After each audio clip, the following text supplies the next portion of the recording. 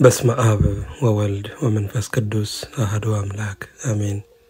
የዕለቱ ወንጌል የሐዋርያው የቅዱስ ጳውሎስ መልእክት ወደ ዕብራውያን ሰዎች ምዕራፍ 8 ከቁጥር 1 እስከ ፍጻሜ። ከተናገርነውም ዋና ነገሩ ይሄ ነው።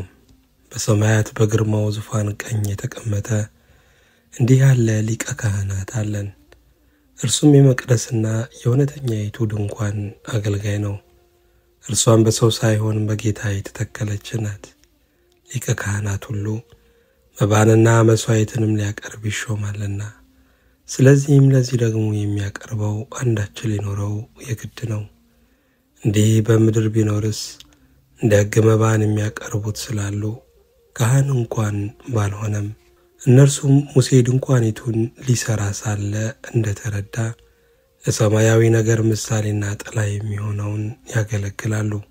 በተራራው እንደተገለጠል ምሳሌ ሁሉን ታደርግ ዘንድ ተጠንቀቅ ብሎት ነበርና፣ አሁን ግን በሚሻል ተስፋ ቃል በተመሰረተ በሚሻል ኪዳን ደግሞ መካከለኛ እንደሚሆን በዚያ ልክ እጅግ የሚሻል አገልግሎት አግኝቷል። ፊተኛው ኪዳን ነቀፋ ባይኖረው ለሁለተኛው ስፍራ ባልተፈለገም ነበር፣ ነርሱን እየነቀፈ ይላቸዋልና። እነሆ ከእስራኤል ቤትና ከይሁዳ ቤት ጋር አዲስ ኪዳን የምገባበት ወራት ይመጣል ይላል ጌታ። ከግብፅ አገር አወጣቸው ዘንድ እጃቸውንም ቢያስቡበት ቀን ከአባቶቻቸው ጋር እንደገባሁትም ኪዳን አይደለም፣ ነርሱ በኪዳኔ አልጸኑምና እኔም ቸል አልኋቸው ይላል ጌታ። ከዚያ ወራት በኋላ ከእስራኤል ቤት ጋር የምገባው ቃል ኪዳኔ ነውና ይላል ጌታ። ሕጌን በልቦናቸው አኖራለሁ፣ በልባቸውም እጽፈዋለሁ። እኔም አምላክ እሆንላቸዋለሁ፣ እነርሱም ሕዝብ ይሆኑልኛል። እያንዳንዱም ጎረቤቱን እያንዳንዱም ወንድሙን ጌታን እወቅ ብሎ አያስተምርም፣ ከታናሹ ጀምሮ እስከ ታላቁ ድረስ ሁሉ ያውቀኛልና። ዓመፃቸውን እምራቸዋለሁና ኃጢአታቸውንም ደግሜ አላስብም። አዲስ በማለቱ ፊተኛውን አስረጅቷል፣ አሮጌና ውራጅ የሆነውስ ሊጠፋ ቀርቧል። ምስጋና ለእግዚአብሔር ይሁን። መጀመሪያይቱ የሐዋርያው የቅዱስ ጴጥሮስ መልእክት ምዕራፍ 1 ከቁጥር 13 እስከ ፍጻሜ። ስለዚህ የልቦናችሁን ወገብ ታጥቃችሁና በመጠን ኖራችሁ ኢየሱስ ክርስቶስ ሲገለጥ የምታገኙትን ጸጋ ፈጽማችሁ ተስፋ አድርጉ። እንደሚታዘዙ ልጆች ባለማወቃችሁ አስቀድሞ የኖራችሁበትን ምኞት አትከተሉ። ዳሩ ግን እኔ ቅዱስ ነኝና ቅዱሳን ሁኑ ተብሎ ስለተጻፈ የጠራችሁ ቅዱስ እንደሆነ እናንተ ደግሞ በኑሯችሁ ሁሉ ቅዱሳን ሁኑ። ለሰው ፊትም ሳያደላ በእያንዳንዱ ላይ እንደ ሥራው የሚፈርደውን አባት ብላችሁ ብትጠሩ በእንግድነታችሁ ዘመን በፍርሃት ኑሩ። ከአባቶቻችሁ ከወረሳችሁት ከከንቱ ኑሯችሁ በሚያልፍ ነገር በብር ወይም በወርቅ ሳይሆን ነውርና እድፍ እንደሌለው እንደ በግ ደም በክቡር የክርስቶስ ደም እንደተዋጃችሁ ታውቃላችሁ። ዓለም ሳይፈጠር እንኳ አስቀድሞ ታወቀ። ነገር ግን እምነታችሁና ተስፋችሁ በእግዚአብሔር ይሆን ዘንድ ከሙታን ባስነሳው ክብርንም በሰጠው በእግዚአብሔር በእርሱ ስለምታምኑ ስለ እናንተ በዘመኑ መጨረሻ ተገለጠ። ለእውነት እየታዘዛችሁ ግብዝነት ለሌለበት ለወንድማማች መዋደድ ነፍሳችሁን አንጽታችሁ እርስ በርሳችሁ ከልባችሁ አጥብቃችሁ ተዋደዱ። ዳግመኛ የተወለዳችሁት ከሚጠፋ ዘር አይደለም፣ በሕያውና ለዘላለም በሚኖር በእግዚአብሔር ቃል ከማይጠፋ ዘር ነው እንጂ። ሥጋ ሁሉ እንደ ሳር ክብሩም ሁሉ እንደ ሳር አበባ ነውና፣ ሳሩ ይተወልጋል አበባውም ይረግፋል፣ የጌታ ቃል ግን ለዘላለም ይኖራል። በወንጌልም የተሰበከላችሁ ቃል ይህ ነው። ምስጋና ለእግዚአብሔር ይሁን። የሐዋርያት ሥራ ምዕራፍ 8 ከቁጥር 26 እስከ ፍጻሜ። የጌታን መልአክ ፊልጶስን ተነስተህ በደቡብ በኩል ከኢየሩሳሌም ወደ ጋዛ ወደሚያወርደው ምድረ በዳ ወደ ሆነ መንገድ ሂድ አለው። ተነስቶም ሄደ። እነሆም ህንደኬ የተባለች የኢትዮጵያ ንግሥት አዛዥና ጃንደረባ የነበረ በገንዘቧም ሁሉ የሰለጠነ አንድ የኢትዮጵያ ሰው ሊሰግድ ወደ ኢየሩሳሌም መጥቶ ነበር።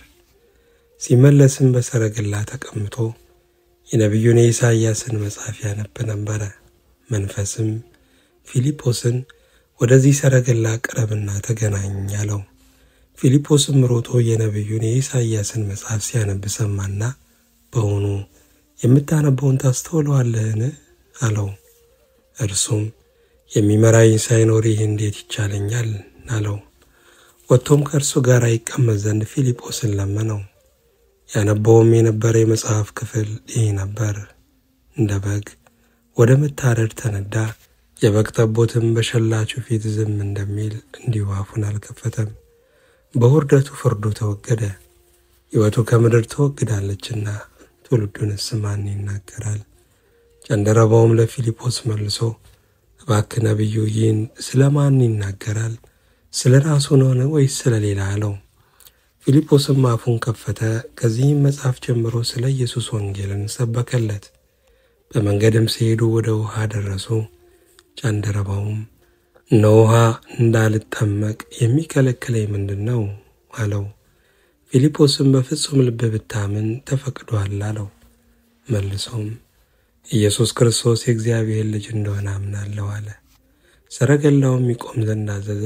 ፊልጶስና ጃንደረባው ሁለቱም ወደ ውሃ ወረዱ፣ አጠመቀውም።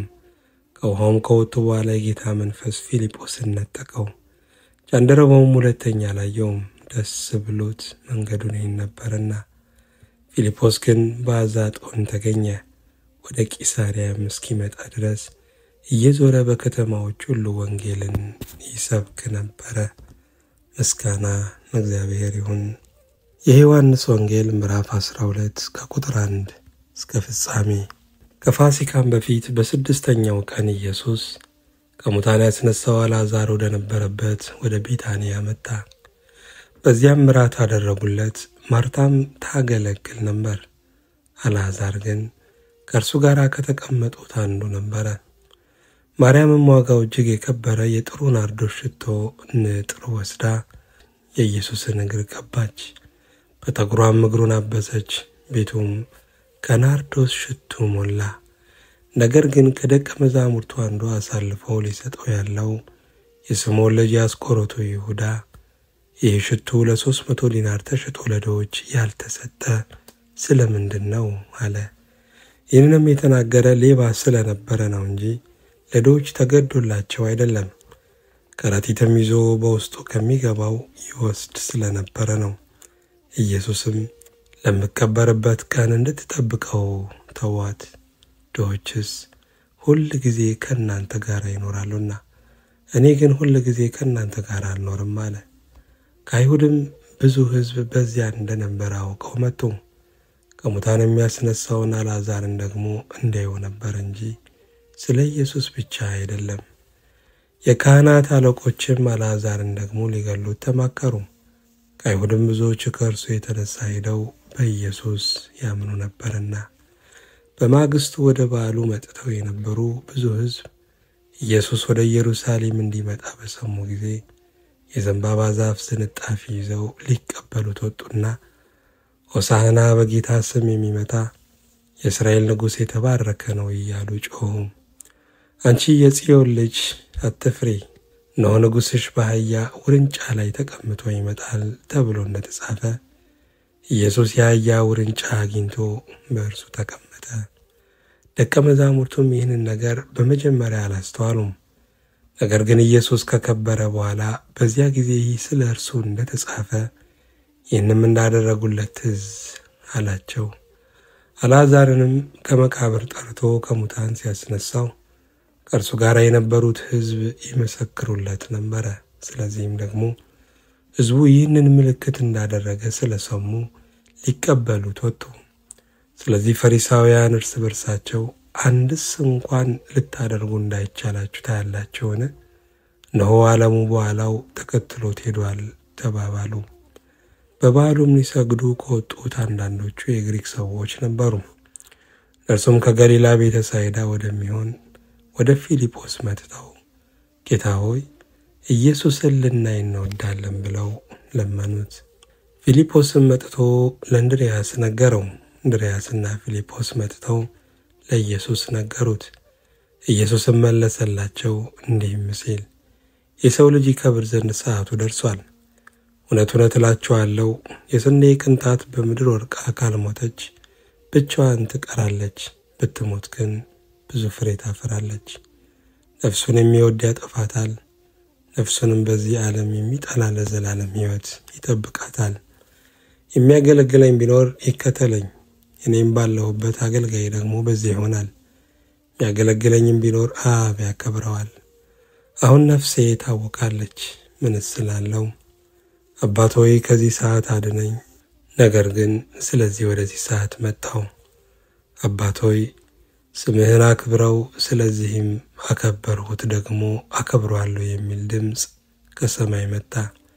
በዚያ ቆሙ የነበሩትም ሕዝብ በሰሙ ጊዜ ነጎድጓድ ነው አሉ። ሌሎችም መልአክ ተናገረው አሉ። ኢየሱስም መለሰ እንዲህ ሲል፣ ይህ ድምፅ ስለ እናንተ መጥቷል እንጂ ስለ እኔ አይደለም። አሁን የዚህ ዓለም ፍርድ ደርሷል። አሁን የዚህ ዓለም ገዢ ወደ ውጭ ይጣላል። እኔም ከምድር ከፍ ከፍ ያልሁ እንደሆነ ሁሉን ወደ እኔ ይስባለሁ። በምን አይነትም ሞት ይሞት ዘንድም እንዳለው ሲያመለክታቸው ይህንን ተናገረ። እንግዲህ ሕዝቡ እኛስ ክርስቶስ ለዘላለም እንዲኖር ከሕጉ ሰምተናል፣ አንተስ የሰው ልጅ ከፍ ከፍ ይል ዘንድ እንዲያስፈልገው እንዴት ትላለህ? ይህ የሰው ልጅ ማን ነው ብለው መለሱለት። ኢየሱስም ገና ጥቂት ጊዜ ብርሃን ከእናንተ ጋር ነው፣ ጨለማ እንዳይደርስባችሁ ብርሃን ሳልላችሁ ተመላለሱ። በጨለማ የሚመላለስ ወዴት እንደሄደ አያውቅም። የብርሃን ልጆች እንድትሆኑ ብርሃን ሳልላችሁ በብርሃኑ እመኑ አላቸው። ኢየሱስም ይህንን ተናግሮ ሄደና ተሰወረባቸው። ነገር ግን ይህን ያህል ምልክት በፊታቸው ምንም ቢያደርግ ነቢዩ ኢሳይያስ ጌታ ሆይ ማን ምስክርነታችንን አመነ? የእግዚአብሔርስ ክንድ ለማን ተገለጠ? ብሎ የተናገረው ቃል ይፈጸም ዘንድ በእርሱ አላመኑም። ኢሳይያስ ደግሞ በዓይኖቻቸው እንዳያዩ በልባቸውም እንዳያስተውሉ እንዳይመለሱም እኔም እንዳልፈውሳቸው ዓይኖቻቸውን አሳወረ ልባቸውንም አደነደነ ብሏልና ስለዚህ ማመን አቃታቸው። ክብሩን ስላየ ኢሳይያስ ይህንን አለ፣ ስለ እርሱም ተናገረ። ከዚህም ጋር ካለቆች ደግሞ ብዙዎች በእርሱ አመኑ። ነገር ግን ከምኵራብ እንዳያስወጧቸው በፈሪሳውያን ምክንያት አልመሰከሩለትም፣ ከእግዚአብሔር ክብር ይልቅ የሰውን ክብር ወደዋልና። ኢየሱስም ጮኸ እንዲህም አለ፣ በእኔ የሚያምን በላከኝ ማመኑ ነው እንጂ በእኔ አይደለም። እኔንም የሚያይ የላከኝን ያያል። በእኔም የሚያምን ሁሉ በጨለማ እንዳይኖር እኔ ብርሃን ሆኜ ወደ ዓለም መጥቻለሁ። ዓለምን ላድን እንጂ በዓለም ልፈርድ አልመጣሁምና። ቃሌን ሰምቶ የማይጠብቀው ቢኖር የምፈርድበትን አይደለውም። የሚጥለኝ ቃሌንም የማይቀበለው እርሱ የሚፈርድበት አለው። እኔ የተናገርኩት ቃል እርሱ በመጨረሻ ቀን ይፈርድበታል። እኔ ከራሴ አልተናገርኩምና፣ ነገር ግን የላከኝ አብ እርሱ የምለውን የምናገረውንም ትእዛዝ ሰጠኝ። ትእዛዙም የዘላለም ሕይወት እንደሆነች አውቃለሁ። ስለዚህ እኔ የምናገረውን አብ እንደነገረኝ እንዲሁ እናገራለሁ። ምስጋና ለእግዚአብሔር ይሁን።